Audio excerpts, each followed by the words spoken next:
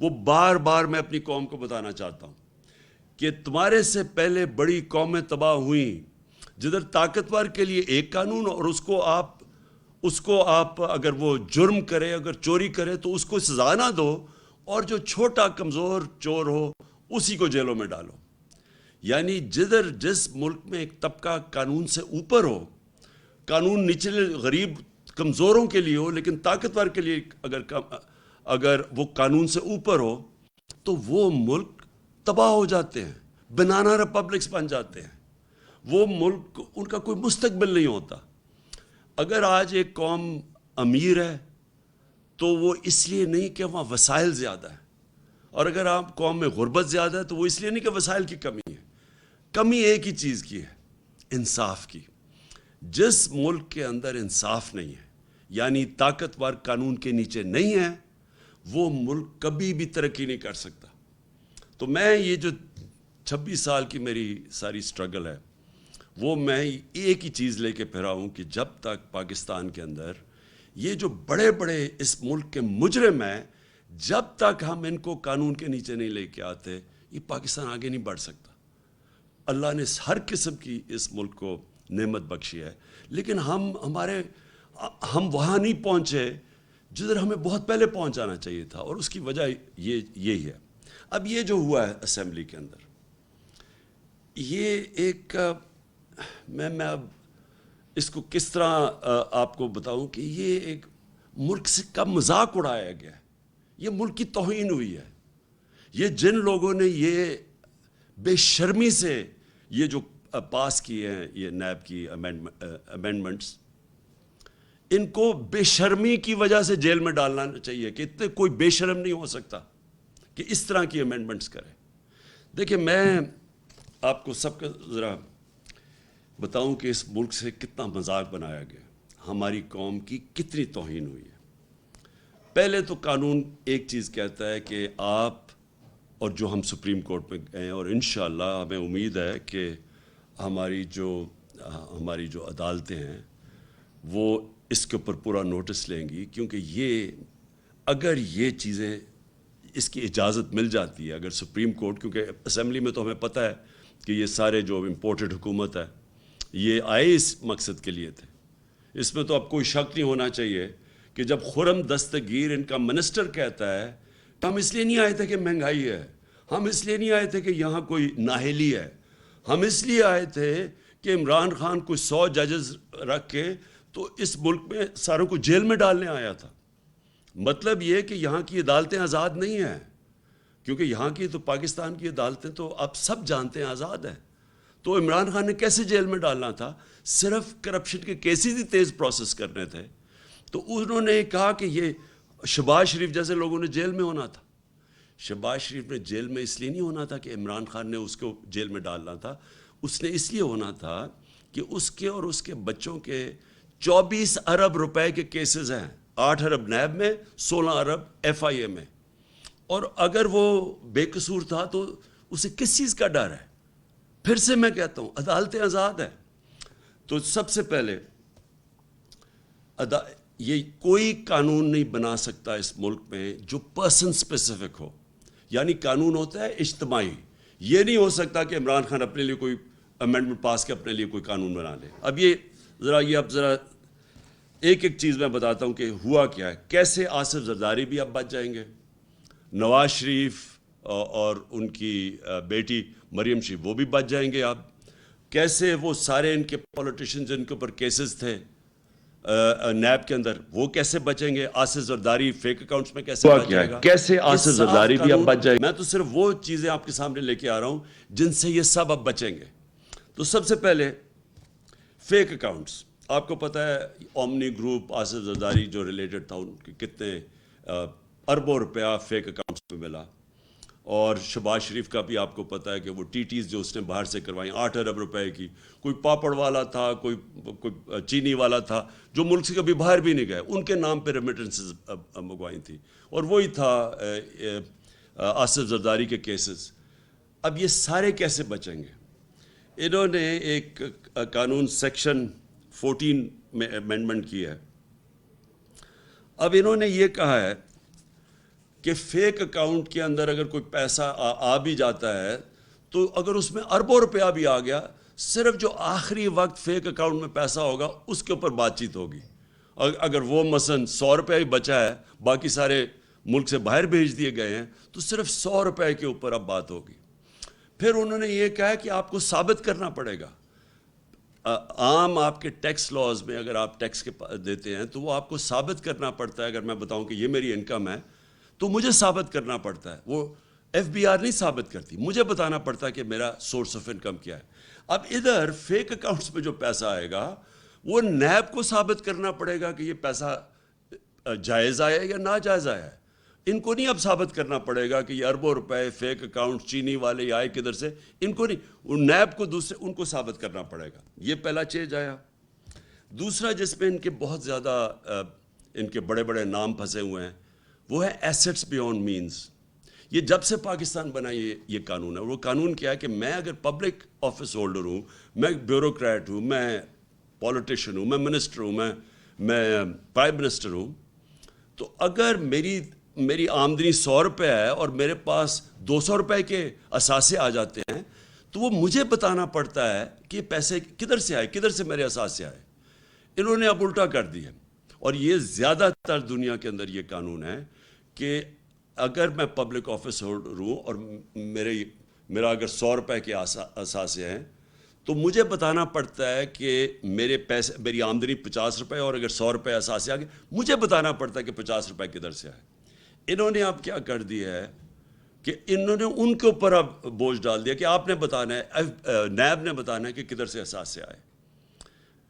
یہ یاد رکھیں کہ دنیا میں وائٹ کالر کرائم پکڑنا بڑا مشکل ہے، اور اسی لیے یہ بڑے ملکوں کے اندر یہ قانون ہے کہ برڈن یعنی میرے اوپر ذمہ داری آ جاتی ہے. اگر میں پرائم منسٹر ہوں اور میرے اثاثے بہت بڑھ جاتے ہیں، مجھے بتانا پڑتا ہے کہ ایکسٹرا اثاثے کدھر سے میں لے کے آیا.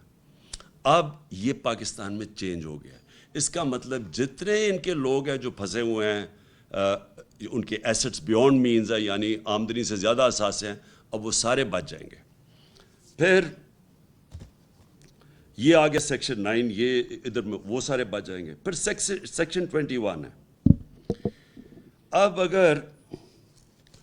اگر ہمیں، اور یہ ذرا غور سے سنیں، اگر ہمیں یہ انفارمیشن باہر سے آتی ہے کہ جناب انفارمیشن آتی ہے کہ جی عمران خان کے وہاں اتنے بڑے پیسے پڑے ہوئے ہیں، عمران خان کے وہاں کتنے لاکھ پاؤنڈ کروڑ ڈالر پڑا ہوا ہے، اب وہ کوئی مجھے بتانے کی ضرورت نہیں ہے، کیونکہ وہ جو باہر سے انفارمیشن ہے وہ اب ایڈمٹ ہی نہیں ہوگی. مثلا اگر یہ جو ایونس، یہ کیا تھا پیناما پیپرز میں کیا چیز سامنے آئی؟ پیناما پیپر میں یہ سامنے آئی کہ جو 4 مہنگے ترین لنڈن کی اپارٹمنٹس ہیں مے فیئر میں، ان کی جو 2 کمپنیز کے نام پہ تھیں، ان کے جو اصل مالکہ تھی وہ مریم نواز ہیں. اب یہ جو آئی تھی، یہ برٹش ورجن آئلینڈ سے انہوں نے پاکستان کی جے آئی ٹی کو خط لکھا تھا کہ یہ ہیں اصل مالکہ. اب وہ جو ان کا جو لیٹر ہے وہ ایڈمیسیبل نہیں ہوگا. اس کا مطلب کہ نواز شریف اور ان کی بیٹی وہ اب صاف پاک ہو کے نکل جائیں گی اس نئی امینڈمنٹ میں. ان کو اب کسی چیز کی ضرورت نہیں پڑے گی. پھر سیکشن 21 ہے، یہ سیکشن 21 ہے. پھر ایک اور چیز دیکھ لی ہے، منی لانڈرنگ جو اب ہے. منی لانڈرنگ کا مطلب ہوتا ہے کہ ناجائز یعنی غیر قانونی طور پہ میں پیسہ چوری کر کے پیسہ میں ملک سے باہر بھیج دوں، اس کو منی لانڈرنگ کہتے ہیں. اب یہ جو منی لانڈرنگ ہے یہ نیب کے سے انہوں نے نکال لی ہے، اور اب یہ صرف ایف آئی اے کے نیچے آ گئی ہے منی لانڈرنگ. تو جتنے بھی منی لانڈرنگ کے کیسز تھے وہ اب نیب سے نکل جائیں گے، اور وہ جو اس کے اندر شامل ہے وہ بھی اب بچ جائیں گے. اور ایف آئی اے کس کے نیچے ہے؟ ایف آئی اے نیچے ہے ویسے ہی انٹیریئر منسٹر یعنی رانا ثناء اللہ کے نیچے ہے. اور اب اور جو نیب ہے نئے قانون میں وہ بھی آ جائے گی رانا ثناء اللہ کے نیچے. تو اس میں بھی اب سمجھ لیں کہ رانا ثناء اللہ اب ایکشن لے گے شریف برادران کے اوپر یا آصف زرداری کے اوپر، یہ اب آپ کے سامنے ہے. اور پھر ایک اور چیز ہے، بے نامی. اب میں اگر فیصلہ کروں کہ پیسے چوری کر کے اور میں اپنے رشتہ داروں کے نام دے دوں, میرے بیٹے باہر لنڈن بیٹھے میں ان کے نام دے دوں, تو اب میں بچ جاؤں گا. یعنی مجھے کوئی نہیں پوچھ سکتا کہ اگر میرے بینامی میں کسی اور کے نام پہ پراپرٹیز کر دوں. یہ سب سے بڑا ظلم ہونے جا رہا ہے. اجازت دی جا رہی ہے آپ کہ کوئی گورنمنٹ میں سرکاری گورنمنٹ میں بیٹھا ہو, کوئی منسٹر ہو, کوئی بیوروکریٹ ہو, وہ جو بھی اب پیسے بنائے وہ اپنے بچوں کے نام کرے, رشتہ داروں کے نام کرے, وہ اب جواب دہ نہیں ہے. یہ دنیا کے اندر اس طرح کا قانون نہیں ہے یہ جو انہوں نے بنا دیے. کہنے کا میرا مقصد یہ ہے کہ یہ پاکستان سے اگر خدا نہ خواستہ ملک کے اوپر کوئی بمباری بھی کوئی کر دینا تو اس سے بھی بڑا یہ جرم ہوا ہے. یہ صرف یہی نہیں کہ یہ صرف سب بچ جائیں گے, ان کی چوری اب ساری بچ جائے گی. اور یہ جو خرم دستگیر نے, جو پھر سے میں کہہ رہا ہوں, اس نے یہی کہا کہ یہ ساروں کو ڈر لگا ہوا تھا کہ عمران خان NRO نہیں دے رہا. 3.5 سال انہوں نے مجھے مسلسل بلیک میل کیا. آپ کو پتہ ہے ہر جگہ انہوں نے, ہر موقع پہ انہوں نے مجھے بلیک میل کیا کہ ان کو NRO دیے. اوپر سے کہتے تھے کہ ہم کوئی NRO نہیں مانگ رہے. لیکن جب فیٹف کی لیجسلیشن آئی, جو آج یہ سارے بڑے اس کی کہہ رہے ہیں کہ یہ ہم نے بڑا اچھا کوئی کام کر دیا ہے, فیٹف کی لیجسلیشن کے اوپر انہوں نے ہمیں پوری کوشش کی NRO لینے کی. اس طرح کی امینڈمنٹس لے کے آئے. جب ہم نے نہیں کیا تو انہوں نے پوری کوشش کی ہمیں بلیک میل کرنے کی کہ وہ لیجسلیشن نہیں پاس ہوگی. اس کے بعد انہوں نے واک آؤٹ کیا اسمبلی سے, جبکہ میں ان کی بات نہیں مانا NRO کی. اب جو ان کو یہ ساری جو NRO مل گیا, NRO 2, یہ NRO 2 صرف اب ان کی چوری ختم نہیں ہوگی. یعنی ان کی سارا اب, پہلے جنرل مشرف نے NRO 1 دیا تھا, اس میں یاد رکھیں ہدایبہ پیپر مل کا کیس تھا, وہ پیپلز پارٹی کی گورنمنٹ نے بنایا تھا نواز شریف کے اوپر. اس کے اوپر اسحاق ڈار کی کنفیشنل سٹیٹمنٹ تھی. سارے اس کے اوپر پتہ تھا کہ کدھر انہوں نے منی لانڈرنگ کر کے پیسے پہلے تو بھیجے وہاں. وہ قاضی فیملی, اس کے اوپر BBC کی فلم بنی کہ کیسے چوری کا پیسہ پہلے وہاں بھیجا, پھر ادھر سے واپس ریمیٹنسز دکھائیں, اور پھر ان کی شریف فیملی کے خاندان میں وہ پیسہ گیا. وہ اوپن اینڈ شٹ کیس تھا. جنرل مشرف نے اس کا NRO دیا پہلے اور نواز شریف کو باہر جانے دیا. اس کے بعد دوسرا NRO ملا آصف زرداری کو, اور یہ یاد کرا دوں کہ تب بھی امریکہ کا ہاتھ تھا. کونڈالیزا رائس جو سیکرٹری آف اسٹیٹ تھی, انہوں نے اپنی کتاب میں لکھا ہوا ہے کہ کیسے انہوں نے جنرل مشرف اور بے نظیر کو اکٹھا کیا, اور کیسے پھر یہ نیگوسیشن میں NRO ملا. ان کے کرپشن کیسز ختم ہوئے. ان کرپشن کیسز کے اندر $60 ملین پڑا تھا سوئٹزرلینڈ میں. وہ پاکستان کیس جیت چکا تھا. وہ پھر پاکستان پیچھے ہٹا. وہ $60 ملین ہضم کیے گئے آصف زرداری نے, اور پھر پاکستان کا جو تب ایمبیسڈر تھا وہ سوئٹزرلینڈ گیا, اور اس نے سارے وہ جو ثبوت تھے وہ سارے اپنی گاڑی میں ڈال کے لے کے جا رہا. وہ سب نے دیکھا. وہ NRO میں ان کے پیسے بچے. سر محل جو انہوں نے اسمبلی کے فلور میں زرداری نے کہا تھا کہ ہمارا سر محل نہیں ہے, وہ سر محل کے اوپر جب پاکستانی گورنمنٹ نے کیس کیا, وہ پاکستانی گورنمنٹ کیس جیتی. یہ بلکہ لڑے ہی نہیں کیس, کیونکہ انہوں نے تو کہا ہوا تھا ہمارا ہے نہیں, چوری کا پیسہ تھا. وہ بکا. وہ پاکستان کو پیسہ آنا تھا, پاکستان کی عوام کو. وہ NRO کے اندر وہ بھی پیسہ انہوں نے رکھ لیا اور وہ ہضم ہو گیا. یہ تو صرف وہ تھے جو پکڑے گئے ہیں. جو باقی ان کی دولت جو ان کے باہر ملکوں میں پڑی ہوئی ہے, اس کا تو کوئی حساب نہیں ہے. کیونکہ وائٹ کالر کرائم پکڑنا آسان کام نہیں ہے, خاص طور پہ ہمارے جیسے ملکوں میں. یہ ساری ڈیولپنگ ورلڈ کا پرابلم ہے. جو اس وقت ملک غریب ہیں, ان کا سب سے بڑا مسئلہ یہ ہے کہ ان کا جو انصاف کا نظام ہے وہ پکڑ ہی نہیں سکتا. یہ جو بڑے بڑے چور, جو وائٹ کالر اچھے وکیل جن کے پاس ہیں, جن کے پاس طریقے ہیں باہر بھجوانے کے, آف شور اکاؤنٹس میں جو پیسے بھیج دیتے ہیں, جو ایونس فیلڈ, یہ جو میر فیئر میں ان کے فلیٹس ہیں, یہ آف شور کمپنی سے خریدے ہوئے ہیں, جو 2 کمپنیز ہیں, تو ان کے اوپر مریم نواز کا نام آیا تھا. یہ اس کے لیے ہمارے جیسے ملکوں کے پاس وہ انفراسٹرکچر ہی نہیں ہے کہ ہم اس کو واپس لے سکیں. اور جو امیر ملک ہیں وہ بھی پوری کوشش کرتے ہیں کہ یہ پیسے واپس نہ آئے ہمارے جیسے ملکوں میں، کیونکہ ان کو فائدہ ہو رہا ہے. یہاں سے جب پیسہ ان کے ملک میں جاتا ہے تو ان کو تو فائدہ ہو رہا ہے، ان کے ملک میں پیسہ آ رہا ہے. لیکن جو ڈیولپنگ ورلڈ میں ملک ہیں وہ سارے آج وہ نقصان ان کو ہوتا ہے کہ جب یہ طاقتور چوری کرتا ہے. میں پھر سے یہ کہتا ہوں، ہمارے نبی صلی اللہ علیہ وسلم نے 1500 سال پہلے یہ بات کر دی تھی کہ جب آپ طاقتور ڈاکوؤں کو نہیں پکڑ سکتے اور صرف کمزوروں کو پکڑتے ہیں تو کمزور کتنی چوری کرتا ہے.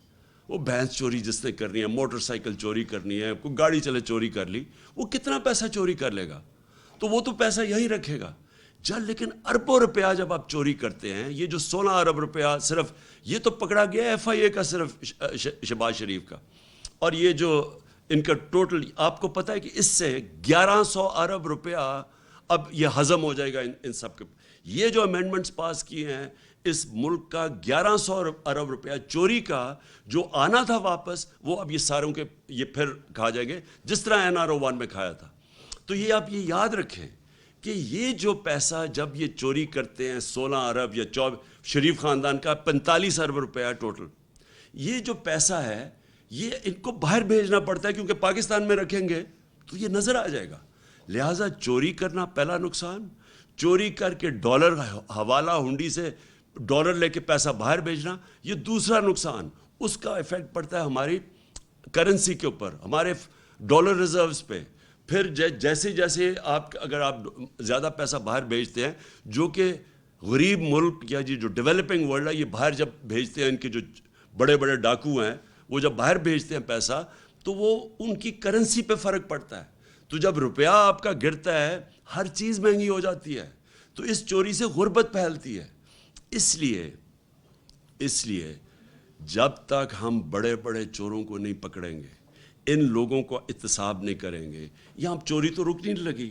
اب جو انہوں نے امینڈمنٹ پاس کیے، یہ نہیں کہ صرف یہ بچ جائیں گے، اب جو بھی طاقتور لوگ پاکستان میں منی لانڈرنگ کریں گے، جو پیسے چوری کریں گے، یہ سب اب بچ جائیں گے اس سے. تو یہ جو نقصان پہنچانے لگا پاکستان کو، میں حدیث اس لیے بار بار بتاتا ہوں کہ انہوں نے 1500 سال پہلے کہہ دیا تھا کہ وہ قومیں تباہ ہو جاتی ہیں. وہ قوم کبھی بھی اوپر نہیں آ سکتی جدھر بڑے ڈاکوں کو آپ نے اس طرح کی امیونٹی دے دی اور اس طرح کا NRO دے دیا. تو میں آخر میں اپنی ساری قوم کو کہنا چاہتا ہوں کہ دیکھیں یہ ہے جہاد. ہم تو لڑیں گے پوری طرح. میں تو 26 سال ان کے خلاف کھڑا رہا ہوں. میں نے 3.5 سال ہر قسم کا میرے پہ پریشر ڈالا گیا کہ ان کو NRO دے دو. ہر قسم کا مجھے برداشت کرنا پڑا، بلیک میل ہوا میں، لیکن میں نے تو نہیں دیا.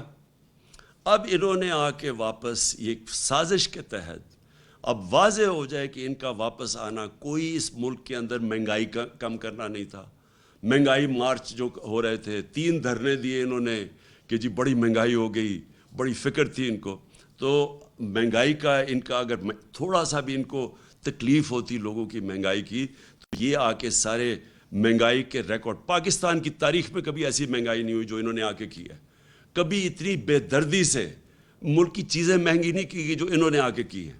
تو ان کو مہنگائی کا تو ایشو ہی نہیں تھا، نہ ان کو کوئی ایشو تھا اہلیت کا. کیونکہ اگر اہلیت کا ایشو ہوتا تو آج انہوں نے ہماری جو ساری معیشت ہے وہ تو ایسا تباہی کی طرف جا رہی ہے، جو روپیہ گرتا جا رہا ہے دن، جو ریزروز کم ہوتے جا رہے ہیں، جو سارا اس وقت اب نظر آ رہا ہے کہ پاکستان کو یہ اگر یہ زیادہ دیر رہے تو سری لنکا کی طرف پاکستان جا رہا ہے.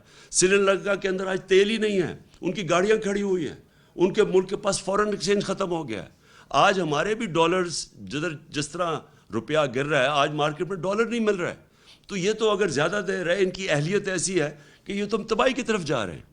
تو نہ ان کی کوئی مسئلہ تھا اہلیت کا، نہ ان کا مسئلہ تھا مہنگائی کا. ان کا صرف ایک مسئلہ تھا، اور وہ کس طرح پہلے چوری کر کے ملک کو نقصان پہنچاؤ، اور دوسرا چوری کو بچاؤ کیسے. اور اپنی چوری بچانے کے لیے انہوں نے یہ جو آج کیا ہے، یہ اگر یہی رہا، اس کا مطلب یہ لائسنس ہے چوری کو. انہوں نے اپنے آپ کو لائسنس دے دیا کہ پہلے 2 دفعہ پیسہ کھا کے اب تیسری دفعہ اب اور پھر سے پیسہ بنانا شروع کرو. ہم پھر سے میں آپ کو کہوں سپریم کورٹ میں ہم جا رہے ہیں. میں ان کے خلاف پوری جدوجہد کروں گا. جتنا بھی میں اپنی عوام کو تکڑا کروں، میں انشاءاللہ آپ کو ایک اور بھی کال دینے لگا ہوں، اور ہم دکھائیں گے کہ پبلک آج کدھر کھڑی ہے. پچھلے اتوار کو آپ ساری قوم نے دیکھ لیا کہ کبھی پاکستان میں اس طرح شہروں میں عوام نہیں نکلی، اور جو عوام نکلی ہے وہ صرف مہنگائی کے لیے نہیں نکلی، وہ یہ جو امپورٹڈ حکومت آئی ہے، جو ایک فورن ایجنڈا لے کے آئی ہے اور جو اپنی چوری بچانے کے لیے آئی ہے، اس لیے بھی نکلی ہے۔ تو میں ان کے خلاف جدوجہد بھی کروں گا۔ میں ابھی ایک اور کال دینے لگا ہوں، اور آخر میں صرف ایک پیغام دینا چاہتا ہوں کہ دیکھیں، تاریخ جو ہے نا وہ کبھی معاف کسی کو نہیں کرتی۔ جو بھی تاریخ میں جن لوگوں نے ان لوگوں کو ہمارے اوپر مسلط کیا ہے، تاریخ ان کو معاف نہیں کرے گی۔ جن لوگوں نے اندرونی یا بیرونی سازش کا حصہ بنے، بیرونی تو پتہ ہے ان کو، تو پاکستان کا صرف ٹیشو پیپر کی طرح وہ استعمال کیا پاکستان کو، کہ جی ان کی جنگ میں لڑ لو تو 80,000 پاکستانی ان کے لیے قربان کر دو، ملک کو نقصان کر دو۔ انہوں نے تو شکریہ تک نہیں کرنا، کیونکہ پاکستان جب ضرورت پڑی تو افغان جہاد تھی تو انہوں نے سوویت یونین کو کمزور کرنا تھا، وہ پھر انہوں نے ہمیں آگے کر دیا۔ تو ان کا تو اپنے مقاصد ہے، ان کو ہم کیوں برا بھلا کہیں کہ اگر آپ استعمال ہونا چاہتے ہیں، آپ اگر ٹیشو پیپر بننا چاہتے ہیں تو اگلے استعمال کریں گے۔ اصل یہاں لوگ ہیں، جن لوگوں نے بھی اس میں ان لوگوں کو ہمارے اوپر مسلط کیا، تاریخ ان کو معاف نہیں کرے گی۔ پاکستان بائے تابان۔